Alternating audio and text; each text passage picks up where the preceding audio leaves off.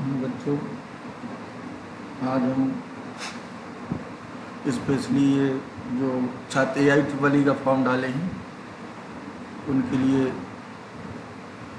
मैं उनका revision 12th का कराना चाहता हूँ। तो जो 12th पास आउट बच्चे हैं या इस साल जिन्हें 12th देना है स्पेशली उनके लिए है। और इसमें मैं आपको ये जो क्वेश्चन दिखाई दे रहे हैं ये मैंने NTA वेबसाइट है जो उससे निकाल के आपको समझाने की कोशिश कर रहा हूँ और क्वेश्चन के माध्यम से जो उससे संबंधित थ्योरी है उसको भी बताया जाएगा। तो क्वेश्चन के थ्रू हम समझने की कोशिश करेंगे। और चलिए, ये क्वेश्चन है y = log x base 10 log 10 base x और इसका हमें dy/dx निकालना है। तो बेसिकली यहाँ हमें ये फॉर्मूला ध्यान देना है कि dy/dx of log x base e, अगर बेस कुछ ना हो तो e माना जाता है। इसका क्या होता है 1/x। dy/dx of log x base a, इसका क्या होता है 1/x log e base a, ये आपने पढ़ा है। और अगर बेस में कोई चर हो जैसे dy/dx ऑफ log x और बेस y हो तो ऐसे केस में अब आप इसको पहले दूसरे वाले से नहीं कर सकते हैं। इसको हमें इस तरह तोड़ना होगा log x upon log y, फिर इसको आंसर वाले तरीके से करेंगे। तो इन सब चीज़ों का ध्यान देना है। तो पहला आपका क्वेश्चन है जो y = log x base 10 plus log 10 base x और plus log x base x और प्लस log 10 बेस 10। तो अगर देखा जाए तो log 10 बेस 10 ये वाला फंक्शन कांस्टेंट है, यहाँ x और y कुछ नहीं तो इसका 0 हो जाएगा और ये आपका बेसिकली 1 के इक्वल होगा क्योंकि log x upon log x इसको लिख सकते हैं तो इन दो का 0 होगा।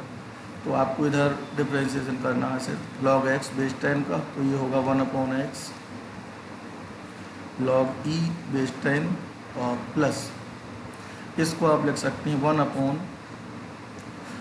dy/dx इसका बाद में करेंगे 1/log x बेस 10, ये लिख सकते हैं। और इन दोनों का क्या हो जाएगा 0, जो लास्ट के दो टर्म है। अब हमें बेस में 10 कहीं नहीं दिख रहा किसी ऑप्शन में, तो इसको हम लिख सकते हैं 1/x, ये एज इट इज रहेगा और इसको लिख सकते हैं log 10 base e plus 1/x का क्या होगा -1/x², तो -1/log x बेस 10 और इसका क्या रहेगा स्क्वायर इतने का, ये वाला जो था इसका स्क्वायर, फिर होगा आपका log x बेस 10 का, log x बेस 10 का होगा 1/x log e बेस 10। तो कौन सा फॉर्मूला आपको दिखेगा इधर, तो आपको अभी दिख रहा होगा कि ये वाला हो जाएगा और ये बेस वाला ऊपर, इसको इस तरह सॉल्व कर सकते हैं 1/x log 10 base x minus बाहर आ जाएगा 1/, इधर बचा था आपका इसका क्या होना था 1/x, तो ये आपका बचा था माइनस log x बेस 10 का स्क्वायर इंटू x। अब आप इसको लिख सकते हैं log x और log 10 ऊपर जाएगा तो ये वाली पहली वाली फॉर्म आपको दिख जाएगी। चलिए आगे चलते हैं।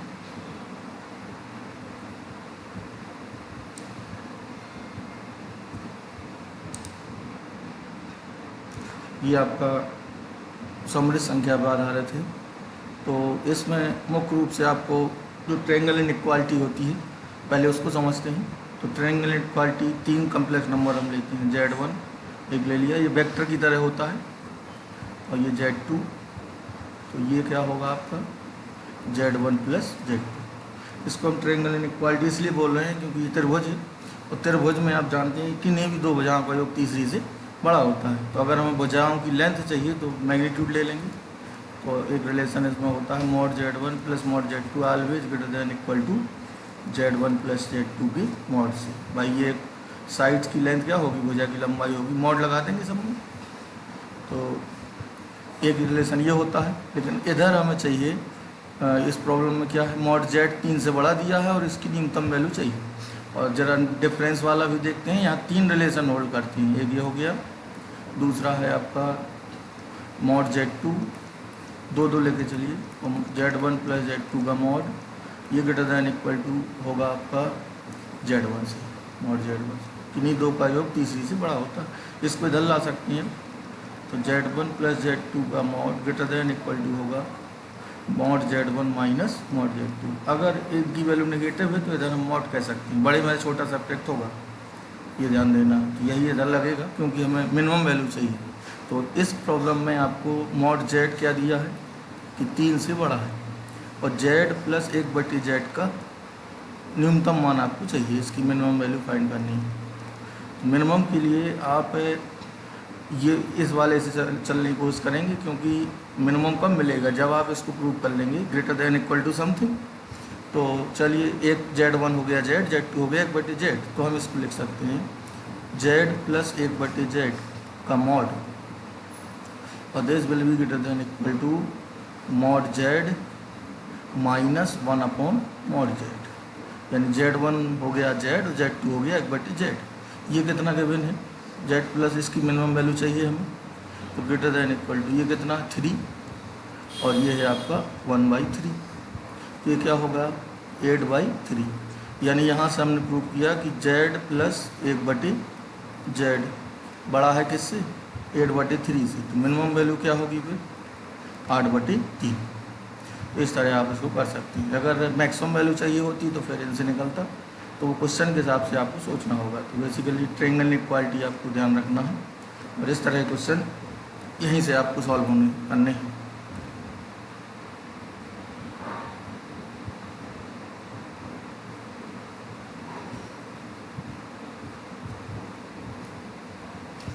ये अगली प्रॉब्लम APGP पे है। ये प्रॉब्लम आसान है। ABCDEF किस में दी है, AP में, तभी -C की वैल्यू पूछी। तो ABCDEF बहुत ही जल्दी इसको आप लगाना चाहें तो इनको वैल्यू एज्यूम करके भी लगा सकते हैं, या ये पहला, दूसरा, तीसरा, चौथा, पाँचवा, छठवां, 6 पद हैं। E-C पूछा है। E कौन सा टर्म है, E है आपका फिफ्थ टर्म। फिफ्थ टर्म की वैल्यू क्या होती है, A प्लस और D, कॉमन डिफरेंस D मान लेते हैं, कैपिटल D, माइनस C कौन सा टर्म है, थर्ड, तो ये क्या होता है A प्लस 2D, जैसा आपको दिया गया है। तो इनको सब्ट्रैक्ट करेंगे तो क्या बचेगा, सिर्फ 2D। और D की वैल्यू हम क्या क्या लिख सकते हैं, इधर D की कई वैल्यू होंगी। देखिए, पहली वैल्यू होगी B minus A, C minus B, D minus C और E माइनस D। तो हमें C माइनस किस फॉर्म में चाहिए, यहाँ C माइनस A वाले से देखिए, C माइनस A गिवन नहीं है। F माइनस D ये भी नहीं है, F माइनस E है। तो D माइनस C आपको दिख रहा है इधर, ये रहा D माइनस C। तो इसका मतलब 2 और D की वैल्यू हम लिख सकते हैं D माइनस C, जो कि थर्ड ऑप्शन में, सेकंड ऑप्शन में मैच हो रही है। तो ये जी था। अदरवाइज इसको आप 1 2 3 4 5 6 मान के भी कर सकते थे, 4 5 6, 2 3 4 5 6। अब किसकी वैल्यू चाहिए, E माइनस C की। तो ABCDEF, E की वैल्यू कितनी है 5, और C कितना है 3, तो ये कितना आएगा 2। अब आप सारे ऑप्शंस में वैल्यू रखेंगे। जैसे पहला वाला है आपका 2C माइनस है, C कितना है 3 और A कितना है 1, तो ये कितना आएगा 4। आना क्या चाहिए 2, तो इसका मतलब ये गलत है। दूसरे में रखिए 2D, D की वैल्यू क्या है इधर से 4 ये, और C कितना है 3, तो ये कितना आएगा 2। और F माइनस D से बस यही वाला आएगा। और यहाँ भी वैल्यू रख के देखें तो F की वैल्यू है 6 और D है 4, तो ये भी 4 आएगा, ये भी गलत है। और D माइनस C कितना होगा, D माइनस C 1 आएगा, तो ये भी गलत है। तो 2 वाला आपका यही आएगा। तो आप ऐसे भी कर सकते हैं पर्टिकुलर।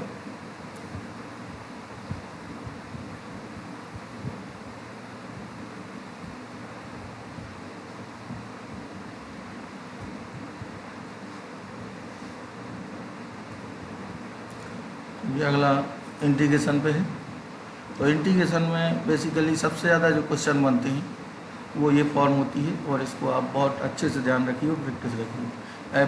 f(x) की पावर n यहाँ कोई भी रियल नंबर हो सकता है, और f(x) dx, इस पे सबसे ज़्यादा प्रॉब्लम बनती है। क्या करते हैं, इसमें आपको f(x) पहचानना होता है और f(x) को आप t पुट करते हैं। तो इस पे आपको ढेर सारी प्रॉब्लम करके रखना है और F x F dash x आपको पहचानना है। अब क्वेश्चन पे आते हैं। एल एन का मतलब लॉग एक्स बेस ई, तो इसको हम अपॉन में लिख सकते हैं। तो ये आपका हो जाएगा log X plus one upon x, integration है, अपॉन में है आपका x into x plus one और इधर डी एक्स। इसको अगर हम अलग अलग डिवाइड कर दें क्या हो जाएगा, ये हो जाएगा आपका log one plus one by x D x upon, इसको हम एक्स स्क्वायर प्लस एक्स भी कह सकते हैं, एक्स स्क्वायर प्लस एक्स। अब ज़रा कोशिश करते हैं, अब हमें यही सोचना है कि ये चीज़ कहीं से हमें मिले किसी की डिफ्रेंशिएशन से। तो अगर हम इधर log one plus one by x को टी पुट करते हैं तो यहीं से पॉसिबिलिटी है। चलिए डिफ्रेंशिएट करते हैं। लॉग एक्स का क्या होता है, वन अपॉन एक्स, ये पूरा अपॉन में आएगा, फिर एक्स का होगा तो वन का जीरो और इसका होगा minus one upon x square, फिर एक्स का D x upon D T, T का एक, एक्स स्क्वायर को नीचे लाइए और यहाँ मल्टीप्लाई करा दीजिए इसमें, तो minus D x upon x square का मल्टीप्लाई होगा तो एक्स स्क्वायर प्लस एक्स और ये हो जाएगा आपका डी टी, तो ये हो जाएगा माइनस डी टी। तो फाइनली क्या आएगा आपका, इधर देख लीजिए, फाइनली आपका होगा माइनस टी और बाकी की वैल्यू क्या है डी टी, और टी का क्या होता है टी स्क्वायर बाई टू।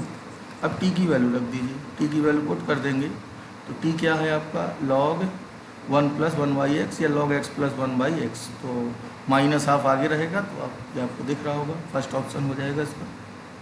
ठीक है,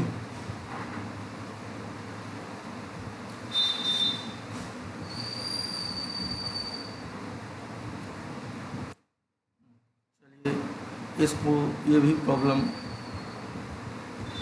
फेमस प्रॉब्लम है, इसमें मैं आपको सलाह दूंगा कि आप इसका फंक्शन जरूर याद रखें।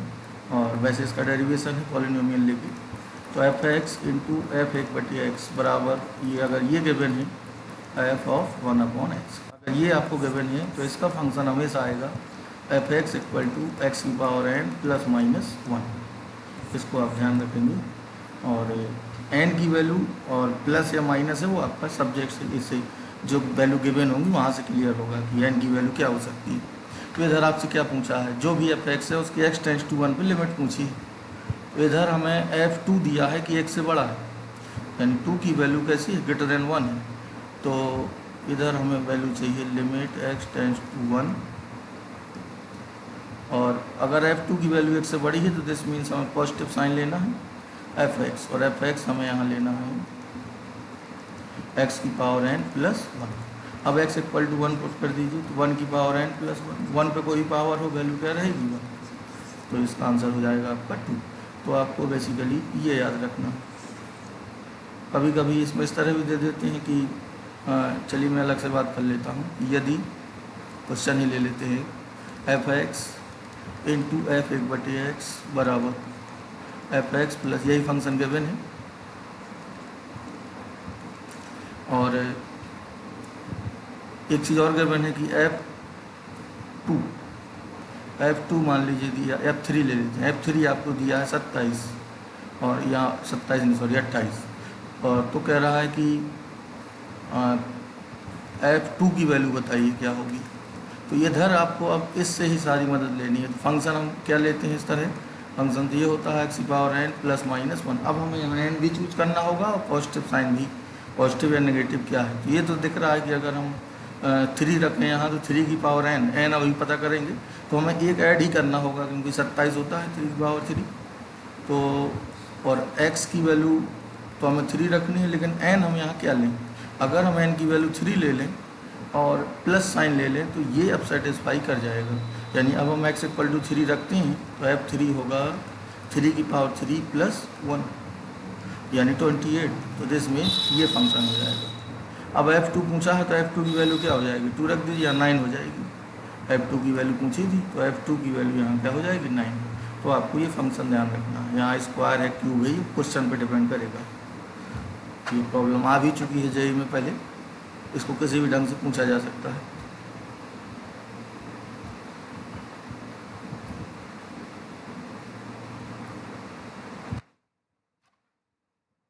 क्वाड्रेटिक पे है तो देखते हैं पी और एक्स के वास्तविक मानों के लिए 2 घात इतने का न्यूनतम मान। तो क्वाड्रेटिक इक्वेशन है, इसकी मिनिमम वैल्यू पूछी। तो पी और एक्स के वास्तविक, पी और एक्स हमें रियल लेना है और एफ एक्स की हमें मिनिमम वैल्यू चाहिए।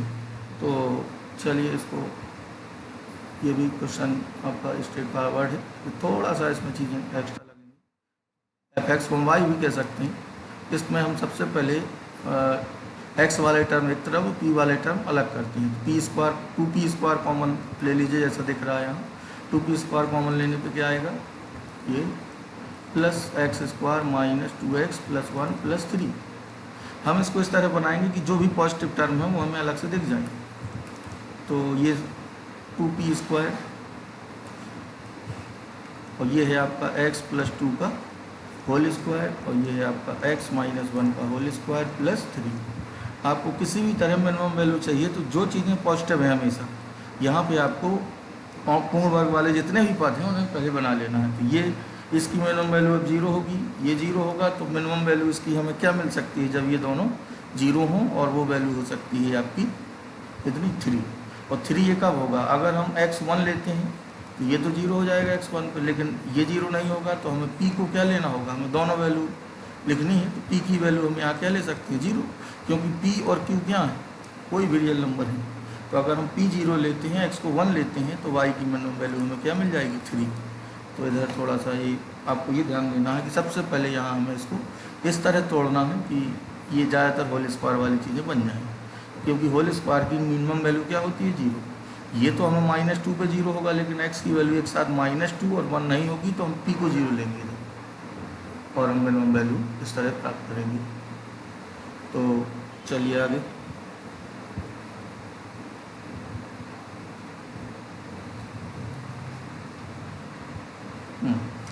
ट्रिग्नोमेट्रिक प्रॉब्लम है। तो ए बी सी किस में है, ए पी में। 3 कोण है त्रिभुज ए बी सी में, A B C A P में गिवन है। तो ए पी में क्या होता है, 2b बराबर ए प्लस सी, और एक रिलेशन ये है और दूसरा ये हमेशा होता है, ए प्लस बी प्लस सी कितना होता है, 180 डिग्री। अब यहाँ ए प्लस सी की वैल्यू इधर रख दीजिए, तो ये क्या हो जाएगा, ए प्लस सी इधर पुट कर दें इकट्ठा पूरा, ए प्लस सी की वैल्यू, तो ये हो जाएगा आपका 2b plus B equal to 180। B कितना आ जाएगा, 60। बी की वैल्यू 60 मिल गई, सॉरी, और A B C A P में है, और कोण बी यहाँ पे π/4 गिवन। तो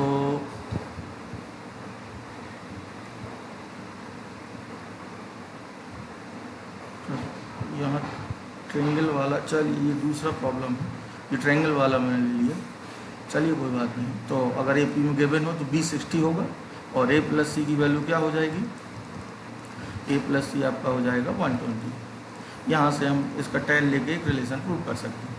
तो अगर बोथ साइड का हम tan ले लें तो tan ए प्लस सी, और इधर हो जाएगा tan 120। अब इसको हम तोड़ के एक नया रिजल्ट प्रूव कर सकते हैं, लेकिन ये जो प्रॉब्लम है ये त्रिभुज के लिए नहीं है, ये आप एक्स्ट्रा सवाल मान लीजिए।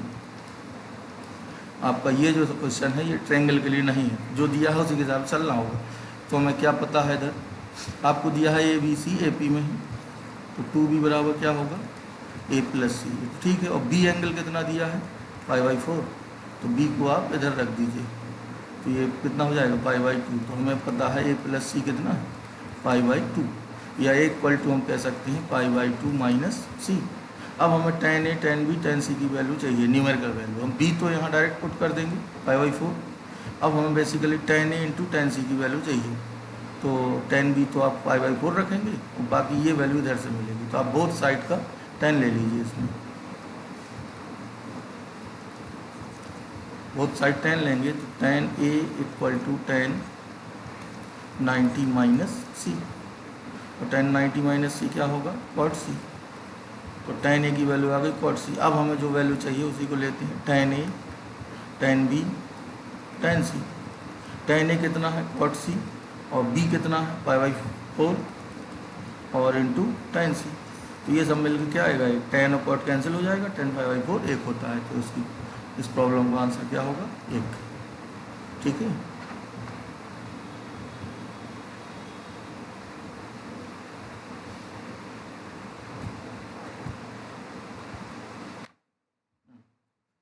इसमें आपको सीधे सीधे लंब की माप पूछी गई है। तो ये तो एकदम आसान है, थोड़ा सा स्ट्रेट लाइन को दूसरे फॉर्म में दिया है तो इसको मैं तेज़ी से कर देता हूँ।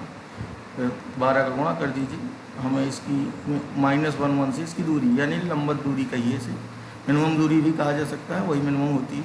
तो ये कितना हो जाएगा 72 और -5y + 10 = 0। इसको और सॉल्व करिए, 12x - 5y + 82 = 0। अब हम कितने से डिवाइड -1 से परपेंडिकुलर ड्रॉप कर देंगे, तो इसका फॉर्मूला पता होगा आपको, इधर लिखा है। तो लेंथ ऑफ परपेंडिकुलर -1 आएगा, y की जगह 1 आएगा, 82 अपॉन आएगा √x का जो गुणांक है उसका स्क्वायर प्लस y का जो गुणांक है उसका स्क्वायर। इधर आपका बचेगा 65, ये नेगेटिव भी आता तो पॉजिटिव कर लिया जाता, तो ये आएगा 13। तो p हो जाएगा आपका 65/13 दैट इज 5। तो ये एकदम लंब की माप पूछी थी।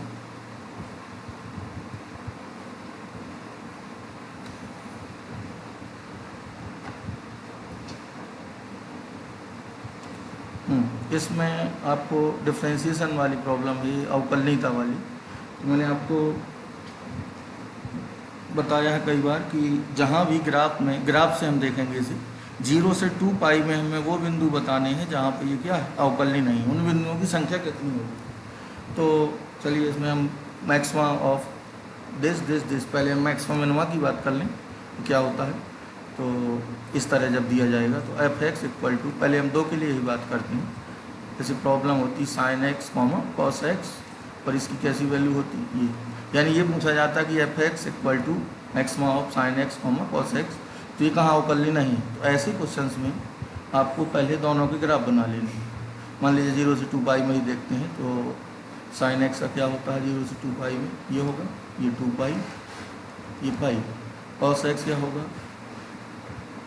π/2 पे 0, पाई पे -1 और 2 पाई पे 1।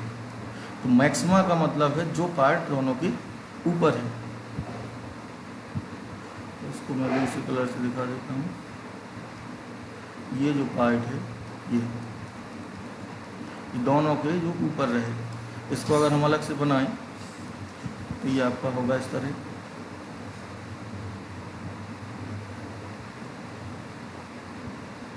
ये कितने पॉइंट पे डिफरेंशिएबल नहीं होगा, 1 और ये 2। तो ये दो बिंदु ऐसे होंगे क्योंकि यहाँ पे जो टर्न आ रहा है वो शार्प है, यानी इधर फंक्शन आपका डिफरेंशिएबल नहीं होगा क्योंकि कॉर्नर बन जाएगा आपका इस पॉइंट पे और इस पॉइंट पे। ये sin x cos x के लिए देखा है।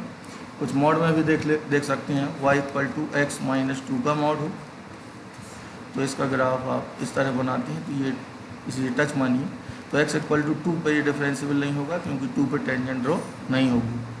इनको हमने और प्रॉब्लम भी ली थी, इनको जनरलाइज भी किया था। अगर इस रूप का कोई भी फंक्शन है ये, तो ये कहाँ कहाँ डिफरेंशिएबल नहीं होगा, a पर और b पर। इसी तरह इसको हम जनरलाइज भी कर सकते हैं, जितने भी पॉइंट गिवन होंगे इस तरह ऐड होंगे उन सब पे डिफरेंशिएबल नहीं होगा क्योंकि हमेशा कॉर्नर बनेगा और फंक्शन की वैल्यू चेंज होगी, यानी right hand derivative left hand derivative अलग अलग होंगे। जैसे यहाँ हम बात करें इसमें तो राइट हैंड डेरिवेटिव 1 आएगा और लेफ्ट हैंड -1 आएगा। इसी तरह यहाँ पूछा है, तो जब आप एक साथ sin x cos x और 1 - cos x एक ही पॉइंट पे बनाएंगे तो 0 और 2 पाई के बीच आपको 3 टर्म मिलेंगे। तो यहाँ पे कितने बिंदु हो जाएंगे जहाँ पे अवकलनीय नहीं होगा, 3। ठीक है, तो इनका आप तीनों का ग्राफ बनाएंगे और फिर देखेंगे। मैं थोड़ा सा आपको बताने की कोशिश कर रहा हूँ।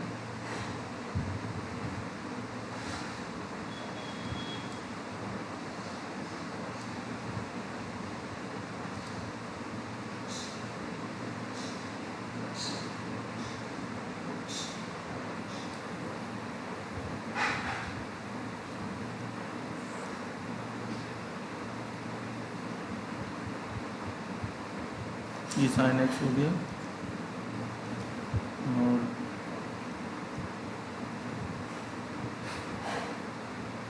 ये cos x हो गया, माइनस cos x क्या होगा,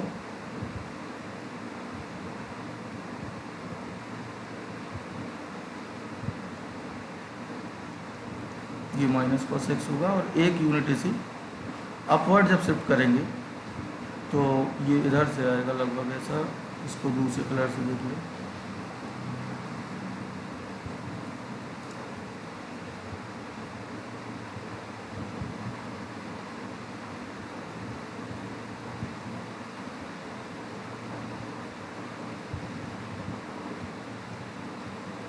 जब इधर मैक्सिमम पार्ट जब इसका लेंगे तो इधर आपको 3 पॉइंट मिलेंगे। तो इसको आप बना के देखें, 3 ही पॉइंट आएंगे और वो 3 पॉइंट आपके होंगे इधर।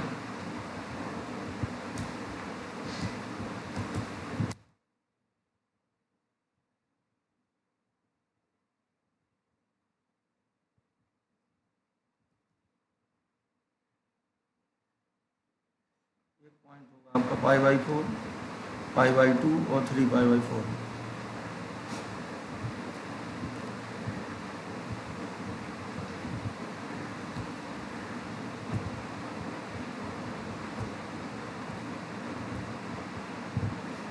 अगला इंटीग्रेशन पे है, तो चलिए इसे देखते हैं।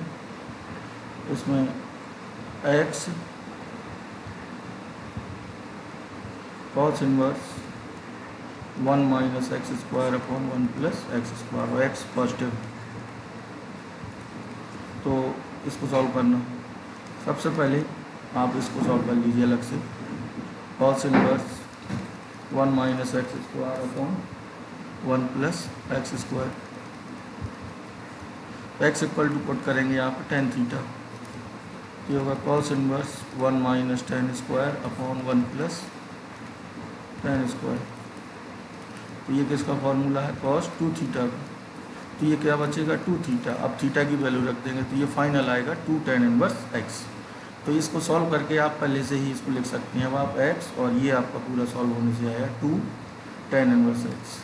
अब आप इसको फर्स्ट सेकेंड से इजीली कर सकते हैं। ये फर्स्ट रहेगा और ये सेकेंड, क्योंकि इसका हम इंटीग्रेशन डायरेक्ट नहीं जानते और x का इंटीग्रेशन जानते हैं। सेकेंड माने क्या होता है फॉर्मूला, फर्स्ट फंक्शन और दूसरे का इंटीग्रेशन, और पहले का डिफरेंशिएशन और दूसरे का इंटीग्रेशन, x² / 2 dx।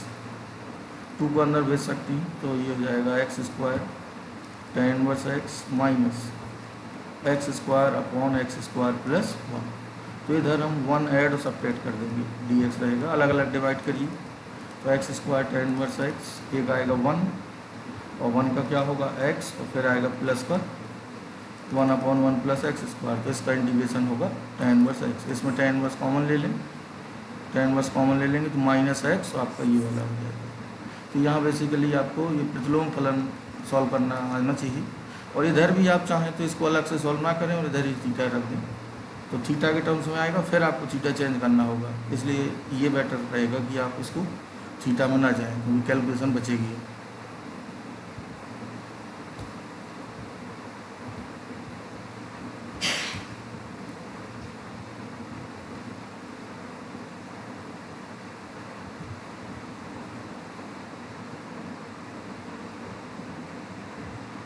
ये बाइनोमियल पे है, x + 2n + 1 c0 into x + 2n + 1 c1 into, इस तरह हमें कहाँ तक जाना है, x + 2n + 1 इंटू cn तक। हम x की पावर n का कोफिशिएंट पूछा है, तो हम यहाँ पे पहले पर्टिकुलर भी इसको कर सकते हैं।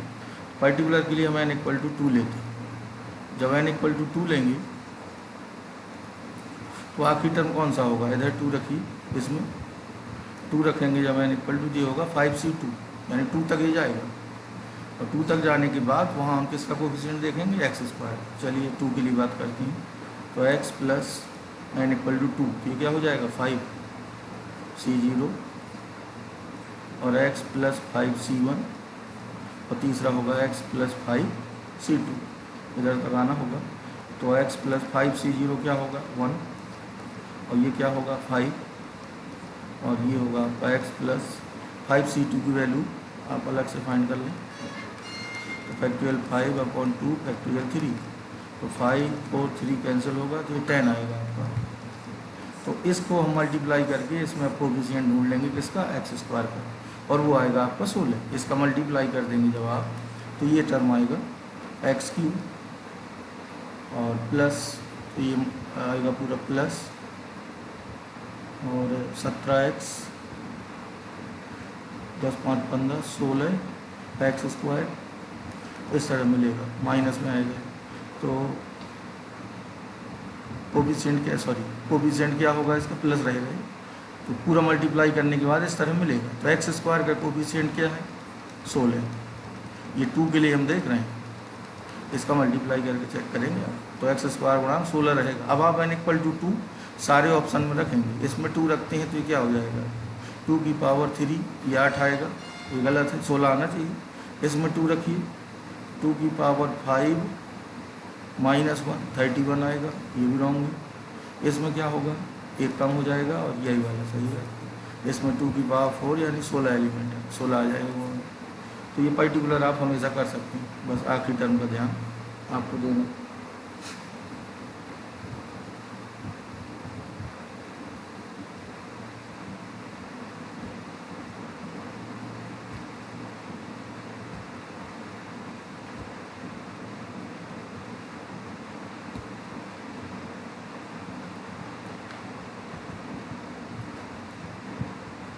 अगला है आपका सांको कॉनिक पर। तो कॉनिक पे भी ज़रा बात कर लेते हैं, खासकर ये पोर्शन आपका 11th वाला है। चलिए हम जनरल कॉनिक की बात कर लेंगे और इससे संबंधित जो और क्वेश्चन होंगे उनको भी समझने की कोशिश करेंगे आप। तो जनरल कॉनिक की इक्वेशन 2 डिग्री का जो जनरल कॉनिक होता है, जैसे सांको बोलते हैं हिंदी में, ax square plus by square 2hxy plus 2gx plus 2fy plus c equal to 0। ये जनरल कॉनिक है, 2 डिग्री का है सांको, या ये कह सकते हैं 2 घात का व्यापक वक्र है। ये आपका सभी कर्व जो भी 2 डिग्री के आपके वक्र हैं आपके सिलेबस में, वो रिप्रेजेंट कर सकता है। ये सब डिपेंड करेगा इनके ए बी पे, एच पे, जी एफ सी पे। ये सारे कांस्टेंट हैं, इसमें जो वेरिएबल हैं वो ये ए बी जो कांस्टेंट टर्म है, एच जी एफ सी, तो सब कुछ इन्हीं वैल्यू के आधार पर डिसाइड होगा।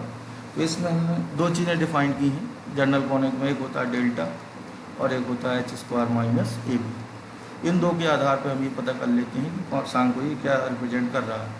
तो सबसे पहला है डेल्टा की वैल्यू जो आपको याद होनी चाहिए, A B C 2fgh minus B G square minus C H square minus A F square और H square minus A B, ये आपको यही कंपेयर करा के मिलेगा। तो अब किस केस में कौन सा कर्व मिलता है इसको देखते हैं।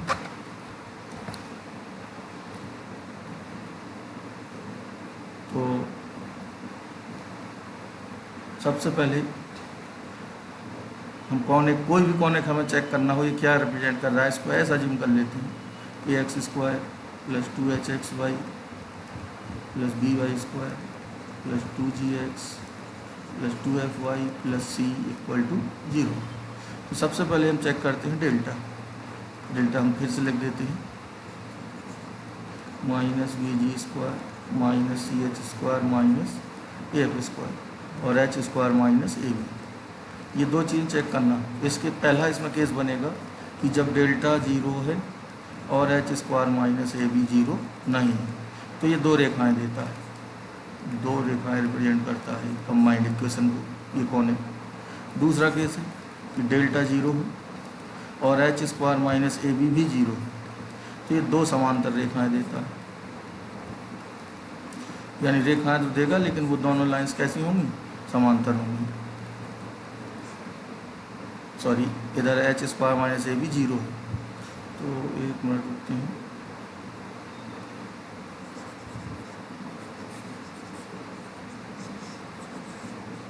चलिए, डेल्टा 0 हो और H square minus A B भी 0, तो ये क्या देगा, 2 पैरेलल लाइंस, 2 समांतर रेखाएं। ठीक, और आगे चलते हैं इसमें, इसी में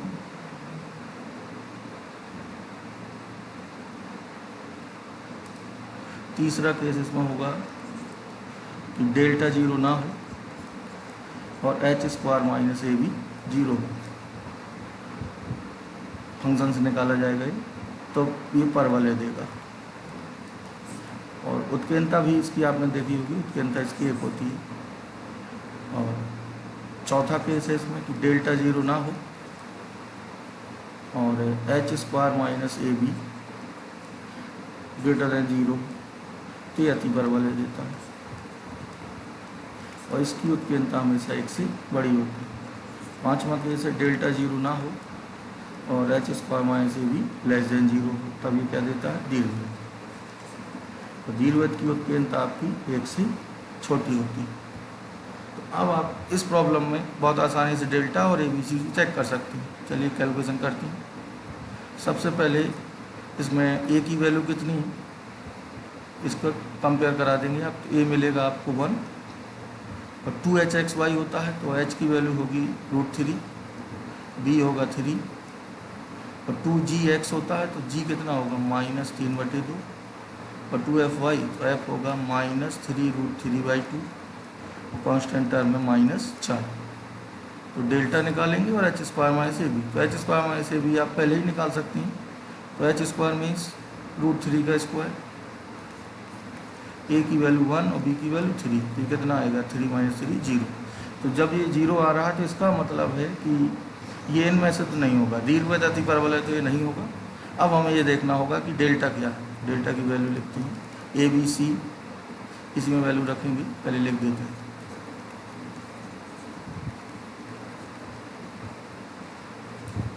तो ए बी सी 1 × 3 और सी कितना है -4 प्लस 2f, f है -3√3/2।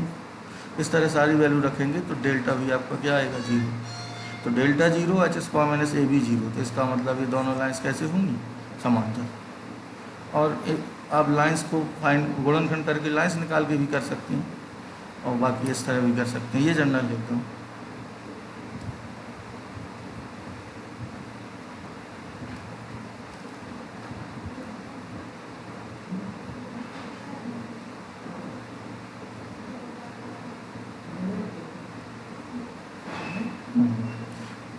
ये आपका डिफरेंशियल इक्वेशन से संबंधित है। ये भी जेईई की पुरानी प्रॉब्लम है आई हुई और इसको ढंग से देखते हैं।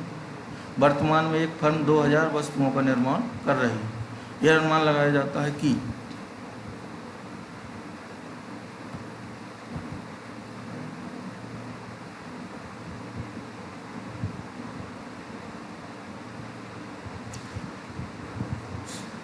वह अनुमान लगाया जाता है कि श्रमिकों की अतिरिक्त संख्या x के सापेक्ष उत्पादन p के परिवर्तन की दर ये है। यदि फर्म 25 और श्रमिकों को लगा ले काम के लिए तो वस्तुओं के उत्पादन का नया स्तर क्या है। बेसिकली p इधर है आपका, x है आपकी अतिरिक्त संख्या, जो इसकी हम बात कर रहे हैं, इतना बढ़ाने से ये बढ़ जाता है, यानी x अतिरिक्त संख्या है p बढ़ाने के लिए, और p है आपका उत्पादन की दर, जो भी प्रोडक्ट बन रहा है।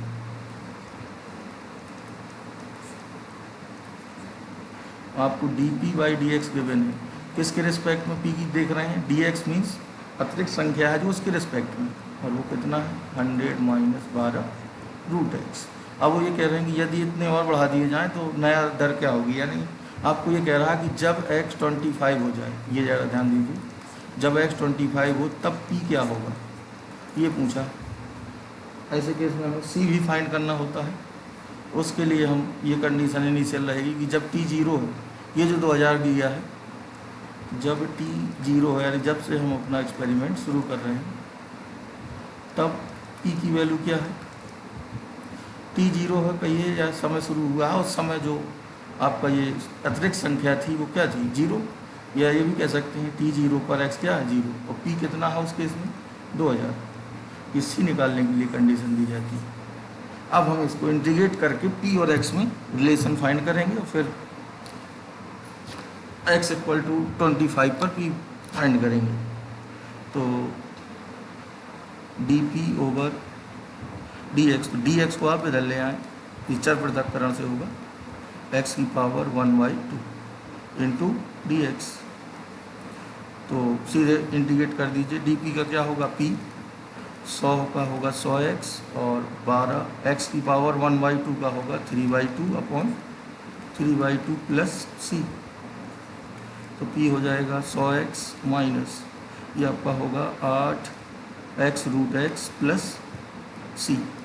अब इनिशियल कंडीशन से सी निकाल लीजिए। इनिशियल कंडीशन क्या है, जब जब x 0 है तो p कितना है 2000, इधर रख दीजिए 2 × 10⁻³ इक्वल टू 0 - 0 प्लस सी। सी कितना हो जाएगा 2000। अब हमें यहाँ p की वैल्यू x की वैल्यू रख के, तो ये हो गया आपका 100x - 8x√x और प्लस 2000। अब हम सीधे x इक्वल टू पुट कर देंगे यहाँ 25, तो जो p आएगा यहाँ से वो मिलेगा आपको 3500।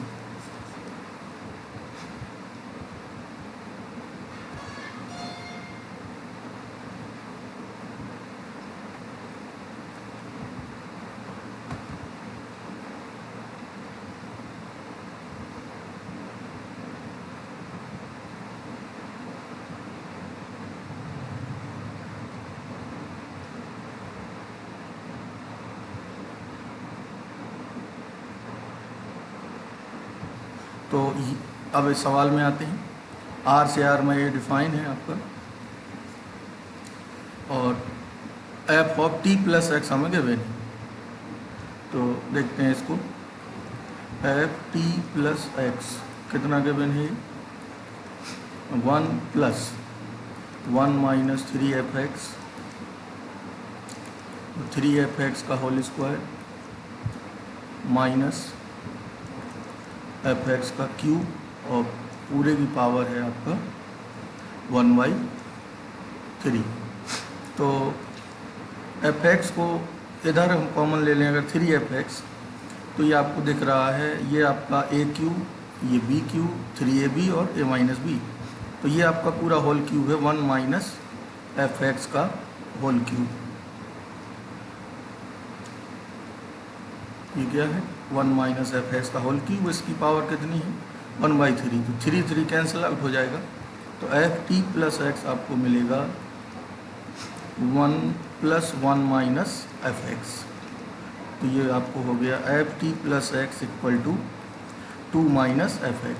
अब हमें कुछ इस तरह से चाहिए कि ये मिल जाए, यानी f(x) प्लस t या x प्लस at, कुछ भी हो t, अगर इस तरह फॉलो कर जाएगा तो t पीरियड होगा। तो इसके लिए हम इसको इक्वेशन 1 एज्यूम कर लेते हैं। अब हम इसमें x इक्वल टू पुट करते हैं t प्लस x। हम t प्लस x को हटाना चाहते हैं, तो ये क्या हो जाएगा, अब x की जगह t प्लस x, तो ये हो जाएगा 2t प्लस x, और 2 माइनस इधर हो जाएगा t प्लस x। अब हम 1 और 2 से t प्लस x को हटाते हैं, तो t प्लस x की जो वैल्यू है वो इधर रख दें। तो f 2t प्लस x होगा 2 से, 2 में वैल्यू रखते हैं 1 से, 2 माइनस, और इसकी वैल्यू है ये 2 माइनस, तो इधर क्या हो जाएगा प्लस, ये पूरी वैल्यू इधर रखी जाएगी t प्लस x की, तो ये प्लस हो जाएगा। और f(x) मैंने ये t प्लस x की वैल्यू 1 से उठा के 2 में रखी, ये 2 से 2 कैंसिल हो जाएगा। अब इधर से आपको f 2t plus x equal to क्या मिला f(x). अब आप साफ साफ कह सकते हैं कि इसका पीरियड क्या होगा 2t। तो इस तरह भी आपको प्रॉब्लम सॉल्व करनी पड़ सकती है, और अदरवाइज आपको ये दिया जाएगा। अगर यहीं पे साइन स्क्वायर x है तो इसका पीरियड पाई हो जाएगा, हाफ हो जाता है उस केस में, कॉस में भी यही हाफ होगा। अगर साइन स्क्वायर x भी है और आप मान लीजिए नहीं देख पा रहे हैं, चलिए इस पर थोड़ा सा बात और कर लें। मान लीजिए पीरियड पूछा है आपसे साइन स्क्वायर x को, तो आप इसको इस तरह भी देख सकते हैं। आप cos 2x से स्क्वायर को हटा सकते हैं, क्या होता है formula 1 minus 2 sine square x। तो यहाँ से साइन स्क्वायर x की वैल्यू क्या होगी 1 माइनस cos 2x/2। तो अब हमें 1 और 2 से इससे कोई समस्या नहीं है, हम पीरियड सिर्फ इसका देख लेंगे cos 2x का, तो ये साइन स्क्वायर का हो जाएगा। देखिए cos x का 2π और cos ax का होगा 2π/mod a, ये की वैल्यू यहाँ कितनी है 2, तो इसका पाई हो जाएगा। और स्क्वायर x का भी, तो आप यहाँ से बेसिक फंक्शन में भी जा सकते हैं।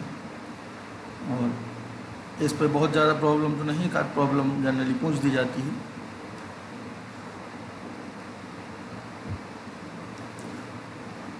हाँ, ये आपका हाइट एंड डिस्टेंस का है, ये प्रॉब्लम आसान है।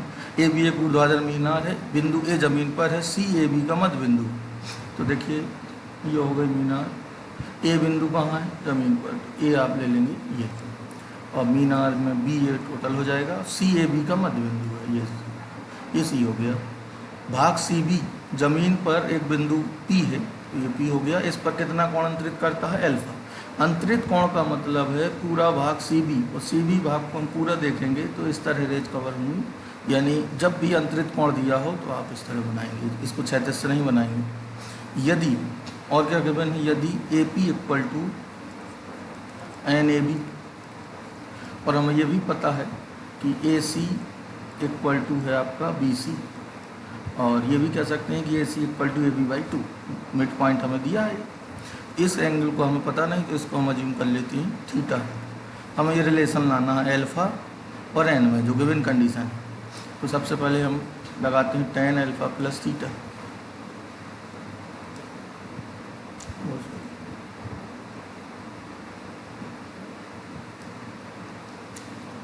शुरू से बना देता हूँ, दो फिर से इरेज हो गया है।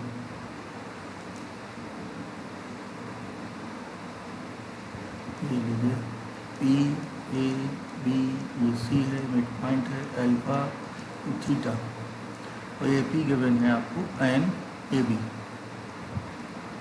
तो मैं पूरा पहले लूँगा टेन अल्फ़ा प्लस थीटा, ये होगा आपका A B upon A P,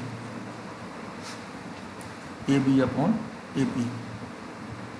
और A B upon A P की वैल्यू यहाँ से A P upon A B कितना आएगा? एन बाई, तो ये हो जाएगा आपका 1/n।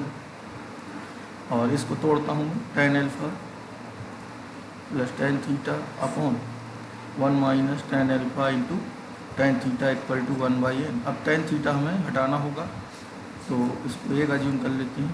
इस ट्रेंगल ए पी सी में देखिए टेन थीटा इक्वल टू क्या होगा? ए सी अपॉन ए पी। ए सी को मैं क्या लिख सकता हूँ? ए बी बाई टू, क्योंकि हमें ए बी के टर्म्स में गिवन है। ए सी को मैं लिख सकता हूँ ए बी बाई टू। फिर से इधर वैल्यू रख देंगे, A B by A P की कितनी वैल्यू गिवन है? 1/n, तो ये हो जाएगा आपका 1/2n। अब टेन थीटा भी नॉन हो गया। अब एक में हम इक्वेशन एक में टेन थीटा की वैल्यू पुट कर देंगे। तो एक है आपका tan alpha plus tan theta है 1/2n upon 1 minus tan alpha into 1/2n equal to 1/n। LCM लेते हैं, 2n tan alpha plus 1 upon, LCM cancel out हो जाएगा, 2n minus tan alpha equal to 1/n। Cross multiplication करिए, 2n square tan alpha plus n equal to 2n minus tan alpha. तो इसको इधर ले आइए और n को भी इधर ले आइए।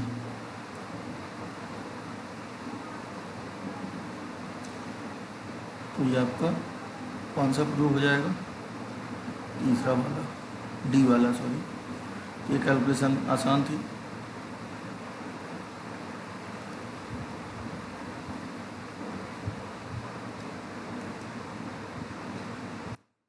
नेक्स्ट वन है, ये भी आसान प्रॉब्लम है। एफ डैश जीरो पूछा है इसमें, F dash x basically. F x यहाँ पर पीस वाइज गिवन है। एफ एक्स की वैल्यू है एक्स प्लस वन जब एक्स एक से बड़ा है। जब एक्स एक है एग्जैक्ट तो इसकी वैल्यू जीरो है, और जब एक्स एक से छोटा है तो ये है 7 माइनस 3x। हमें एफ डैश जीरो पूछा है, तो जीरो के लिए पहले आप ये देखेंगे कि फंक्शन कौन सा है। एक से छोटा वाला ये रीजन है, इसमें आपका जीरो लाई करेगा। भाई एक्स लेस देन 1, ये 1 ले लें अगर, तो x ग्रेटर देन 1 के लिए फंक्शन है ये, और लेस देन 1 के लिए है आपका 7 माइनस 3x। तो जीरो भी यहाँ कहीं पड़ेगा तो उसके लिए फंक्शन क्या होगा? 7 माइनस 3x। तो डिफ्रेंशिएशन आप किसका करेंगे सर? एफ डैश एक्स करना है जीरो के लिए। तो एफ डैश एक्स पूरा तो होगा आपका 1 प्लस जीरो जब एक्स एक से बड़ा, और 1 पे जीरो ही होगा, और एक्स लेस देन 1 पे होगा आपका माइनस 3। तो एफ डैश एक्स की वैल्यू क्या मिली? लेस देन जीरो के लिए, सॉरी जीरो के लिए -3। अब हम x इक्वल टू जीरो भी पुट करते हैं, जो कांस्टेंट फंक्शन है, कोई फ़र्क पड़ने वाला नहीं है। तो आपका आंसर क्या हो जाएगा? -3। बस यहाँ पे आपको ये ध्यान देना है कि फंक्शन का डिफ्रेंशिएशन किस x से पूछा है। जिस x पे है उसी वाले का ही डिफ्रेंशिएशन करेंगे, और अगर x बच रहा होगा तो वैल्यू रख देंगे। नहीं बच रहा तो बस वही आंसर हो जाएगा।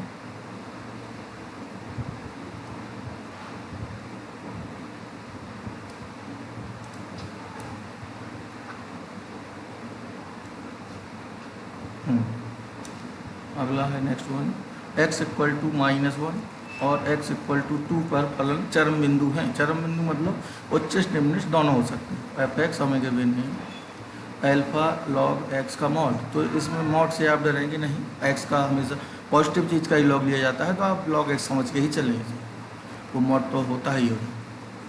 तो चरम बिंदु हैं, यानी अगर ये चरम बिंदु हैं तो एफ डैश एक्स की वैल्यू इन दोनों पॉइंट पे क्या होगी, 0, क्योंकि ये क्रिटिकल पॉइंट कब मिलती हैं, जब हम एफ डैश एक्स को 0 करते हैं। यहाँ हमें क्रिटिकल पॉइंट गिवन है, तो इन पर डिफ्रेंशिएशन की वैल्यू एफ डैश एक्स की वैल्यू 0 होगी। चलिए पहले इसका एफ डैश एक्स फाइंड करते हैं, तो ये होगा आपका alpha upon x 2 beta x plus 1। अब -1 पुट करते हैं और 2 -1 रखेंगे तो हो जाएगा minus alpha -2 beta plus 1 equal to 0। फिर 2 रखेंगे तो ये हो जाएगा आपका alpha by 2 plus 4 beta plus 1 equal to 0। अब सिंपली हम इन दोनों से अल्फा और बीटा फाइंड कर लेंगे, ये आप आसानी से इसको कर सकते हैं। या चलिए लगा देते हैं, इसमें 2 से मल्टीप्लाई कर दीजिए दूसरे में, तो alpha plus 8 beta plus 2 equal to 0। अब दोनों को ऐड कर दीजिए इनको, तो हो जाएगा आपका 6 बीटा प्लस 3 इक्वल टू 0। तो बीटा क्या मिलेगा यहाँ से -1/2, बीटा एक में रख देंगे तो अल्फा आ जाएगा। तो इस तरह आपका ऑप्शन ए हो जाएगा। तो ये आपकी स्ट्रेट फॉरवर्ड प्रॉब्लम थी।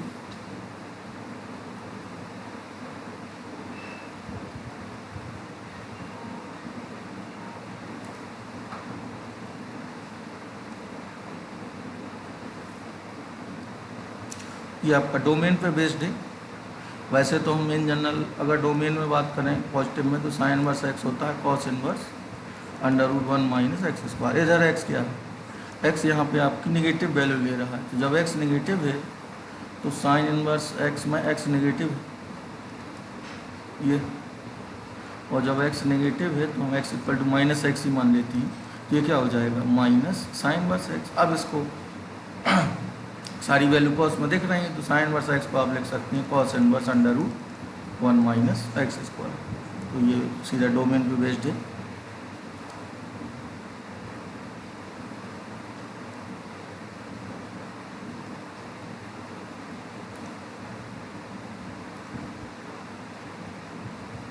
ये परम्यूटेशन कम्बिनेशन की प्रॉब्लम है।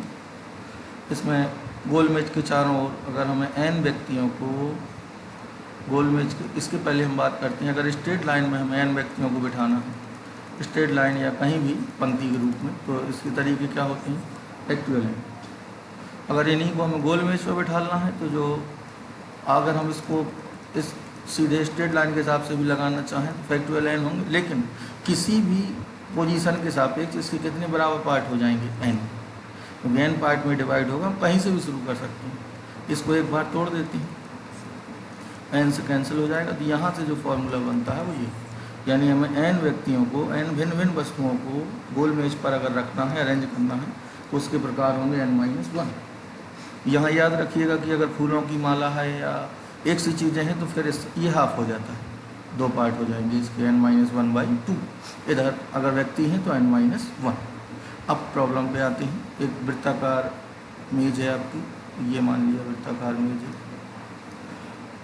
8 पुरुषों 4 महिलाओं को बिठाने के तरीके, ताकि कोई 2 महिलाएं एक साथ ना बैठें। पहले हम यहाँ जो भी कहे कि ये एक साथ ना हो तो उनको बाद में आप अरेंज करेंगे। पहले हम क्या करना होगा, 8 पुरुष बिठा देंगे, 1 2 3 4 5 6 7 8, ये हो गए 8 पुरुष आपके। 8 पुरुषों को अगर हमें गोल मेज पर बिठाना है तो इसके प्रकार क्या होंगे, फैक्टोरियल 8-1। अब 8 पुरुषों के बीच में हमें क्या करना है, 4 महिलाओं को बिठाना है, तो 4 महिलाओं के लिए कितने स्थान होंगे यहाँ, 8। तो 8 में 4 महिलाओं को अगर हमें बिठाना है तो उसके तरीके क्या होंगे, 8p4। यहाँ पे अब क्या लगेगा, यहाँ पे लगेगा लीनियर, यानी रेखी संचय, रेखी क्रम से होता है, या संचय ही आप लगाना चाहें तो इसको ऐसे कह सकते हैं। ये तो यही रहेगा आप कहेंगे 8 में से कोई 4 चुन लिए, फिर हमें उन्हें अरेंज भी करना होगा तो फैक्टोरियल 4 को मल्टीप्लाई करेंगे, क्योंकि कम्बिनेशन है यहाँ अरेंज होगा। तो या तो आप ये लिख दें सीधे, बेसिकली ये बराबर होते हैं।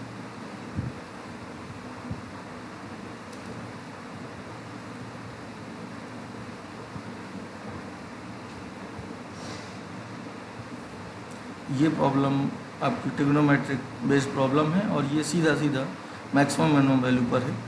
तो चलिए, समीकरण इतने का कम से कम एक वास्तविक हल है जहाँ a और b 0 to 2 पाई है, 0 भी हो सकता है 2 पाई भी, तब a प्लस बी का संभव मान। तो चलिए एक्स स्क्वायर, एक्स वाले टर्म कलेक्ट कर लीजिए, प्लस 4 को लिखिए 1 + 3 = 0। ये आपका होल स्क्वायर है, x - 1 का 3 + 3 sin ax + b। इसकी अब ज़रा देखते हैं इधर, अगर ये 0 हो जाए तो यहाँ से एक रूट संभव है, अदरवाइज ये 0 से बड़ा ही होगा। जब ये 0 से बड़ा होगा तब ये कभी भी आपको रूट नहीं देगा, क्योंकि ये मैक्सिमम से मैक्सिमम sin ax + b की वैल्यू कहाँ से कहाँ तक होती है, -1 से 1। तो आप कोई भी x रखेंगे सेटिस्फाइड नहीं करेगा। इसका एक ही पॉसिबल केस है इधर, क्योंकि 3 + 3 ये -3 और 3 हो सकता है, -3 ही एक संभव केस है, तब ये आपको 0 दे सकता है। तो यानी हमें इसकी पूरी की वैल्यू क्या लेनी है, -1। अगर हम -1 लेते हैं, सॉरी 1, अगर 1 लेते हैं तो ये 0 हो जाएगा, यानी उस केस में इक्वेशन आपकी पॉसिबल है।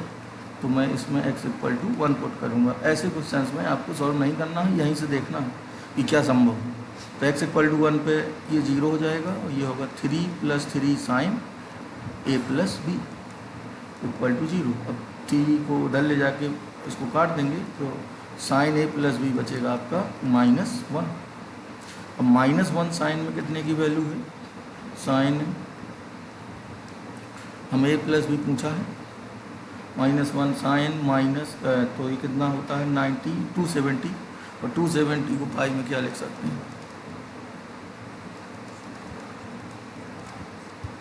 3π/2।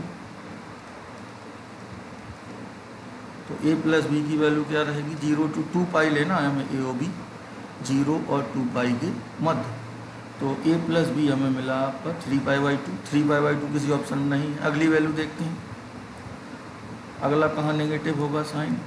अगर हम 2 पाई में से कितना सब्ट्रैक्ट कर दें, π/2, तो कितना बचेगा 7π/2। तो इसी को हम कह सकते हैं साइन, ऑप्शन के हिसाब से भी चेक कर सकते हैं। तो a + b की वैल्यू क्या हो जाएगी, इसकी वैल्यू sin 7π/2 की वैल्यू -1 होती है।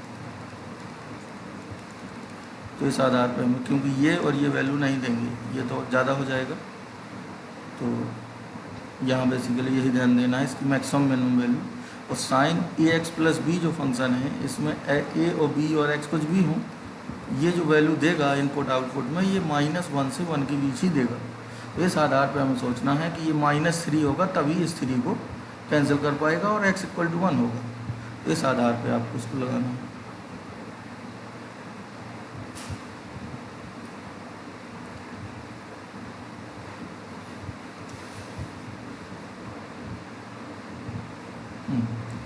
प्रोबेबिलिटी का है 15 कूपन पर 1 से कितना अंक थे, 15 कूपन पढ़े। प्रतिस्थापन के साथ 7 कूपन यादृच्छिक रूप से एक समय चुने जाते हैं। प्रायिकता ज्ञात करो कि चयनित कूपन पर प्रदर्शित होने वाली संख्या, सबसे बड़ी संख्या क्या हो, 9 हो। तो कंडीशन क्या है हमारी कंडीशन ये है कि ए से लेकर कहाँ तक हम ले सकते हैं, 9 तक, 2 3 और ये जाएगा आपका 9 तक। टोटल कितनी संख्याएं हैं, 15। तो अगर हम सैम्पल स्पेस देखें तो सैम्पल स्पेस में कुल कितने केस बनेंगे, 15 संख्याएं हैं, 15 कूपन है, तो कुल केस होंगे आपके जो NS होगा वो 15 होगा। और कह रहा है कि 7 कूपन यादृच्छा चुने जाते हैं, और 7 कूपन चुने जाते हैं तो हम एक कूपन के लिए पहले बात कर लेंगे, और बड़ी अधिकतम संख्या क्या हो, 9 हो। तो जब हम 9 की बात करेंगे तो अनुकूल केस कितने होंगे, 1 से लेकर 9 तक। भाई अधिक से अधिक संख्या ये चाहिए, तो जो चुनी गई संख्या है वो आपकी होना चाहिए 1 से 9 तक। चुनी गई संख्या लाई करना चाहिए 9 से छोटी होना चाहिए और 1 से 9 के बीच होना चाहिए। तो ये कितनी संख्याएं हो गई आपकी? 9 ही रहेंगी।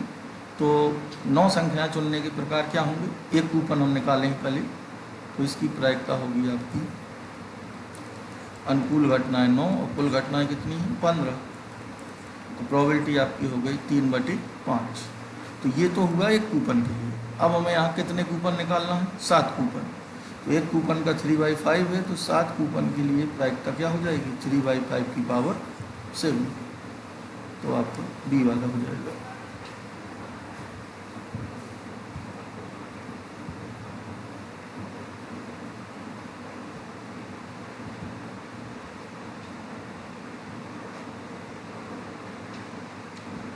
ये कोऑर्डिनेट की प्रॉब्लम है।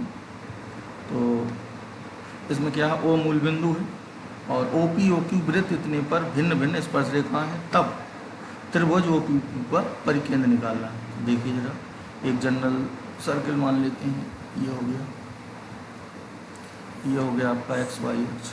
ये ओरिजिन है ओ से इस पर टेंजेंट ड्रॉ करेंगे, ये पी मान लेते हैं, और ये हो गया आपका क्यू, और ये सेंटर हो गया। इसका सेंटर कोऑर्डिनेट क्या होंगे? -g -है। और हमें त्रिभुज ओ पी क्यू को मिला दीजिए, ये पी क्यू होगा। और जब पी क्यू को मिला देंगे, और हमें क्या कह रहा है? ओ पी क्यू का परिकेंद्र, तो जो परिकेंद्र होगा वो इस तरह हो जाएगा, और परिकेंद्र जो होगा वो इससे गुजरेगा, इसके सेंटर से, जो सर्किल गिवन है इसको सी मान लेते हैं। तो ये जो लाइन होगी ओ सी, अगर ये 90 है, एक्चुअली चक्री चतुर्भुज होगा ये, क्योंकि ये 90 है, ये 90 है। तो जब ये चक्री चतुर्भुज है और ये पी कोण 90 है, तो फिर ओ सी क्या होगा? ओ सी आपका होगा व्यास। यही ध्यान देना है, अगर ओ सी व्यास है तो ओ और सी का जो मिड पॉइंट है, वो जो परिकेंद्र है उसका क्या होगा? सेंटर। वही हमसे पूछा है। तो 0 0 और -g -f का मिड पॉइंट क्या होगा? -g/2 और कॉमा -f/2। तो ये आपका आंसर होगा -g/2, जो कि किसी ऑप्शन में नहीं दिया है।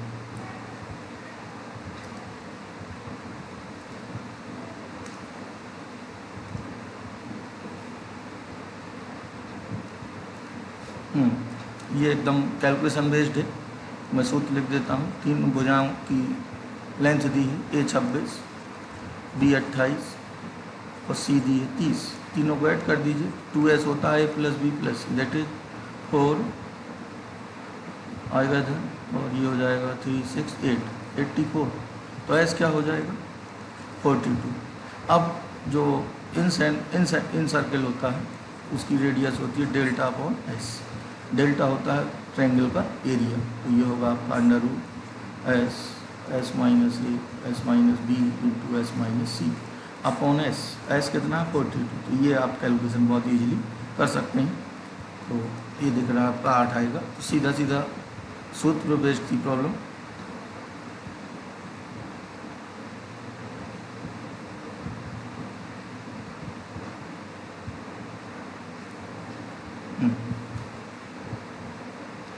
अगला है त्रिभुज ABC में कोण A बराबर कोण B कितना दिया है, यानी A और B दोनों कितने हैं?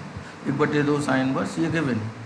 और C के सम्मुख भुजा की लंबाई ये दी है, यानी हम ट्रायंगल ABC बनाएगा रफ स्केच। तो ये हो गया आपका ABC।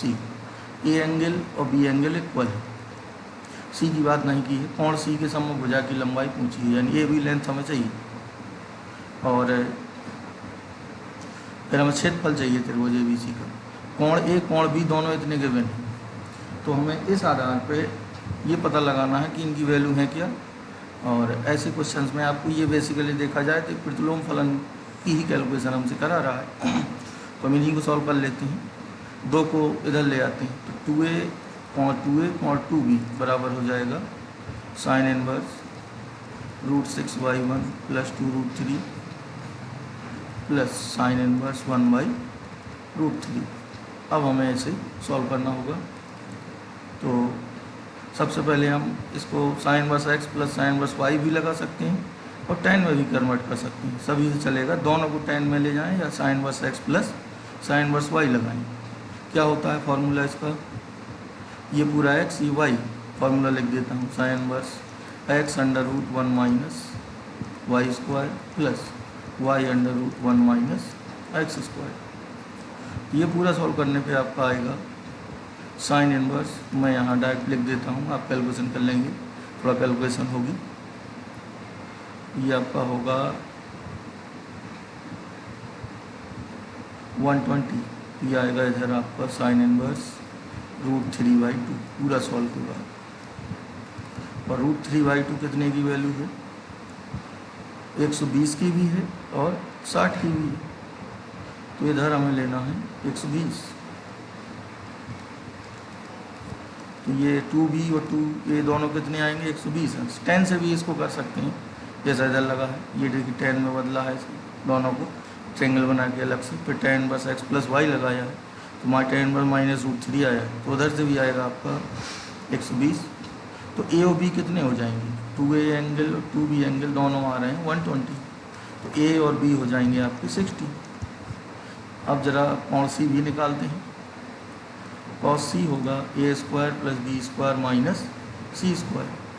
ये 60 है और ये दो अगर 60 एंगल तो तीसरा भी क्या होगा 60, इसकी ज़रूरत नहीं है।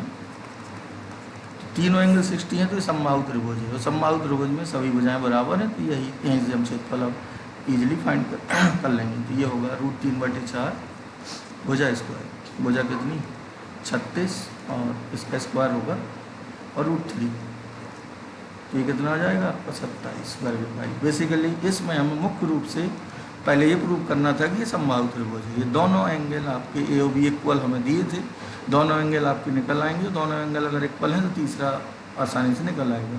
ये दोनों 60-60 थे तो तीसरा भी क्या होगा 60।